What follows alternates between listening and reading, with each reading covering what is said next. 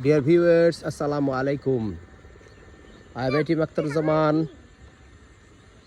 Viewers, আমরা আজকে এই সুন্দর প্রাকৃতিক সৌন্দর্যের মাঝে কিছু ট্রান্সলেশন শিখব। বিকজ বিদেশি ভাষা শিক্ষা করার একটা সবচেয়ে গুরুত্বপূর্ণ বিষয় হচ্ছে ট্রান্সলেশন। এখানে তিনটে বাক্য নিয়ে আমি আলোচনা করতে চাই। নাম্বার 1, এটি একটি চমৎকার শীতের সকাল। নাম্বার 2, সামনে ধান ক্ষেত। নাম্বার 3,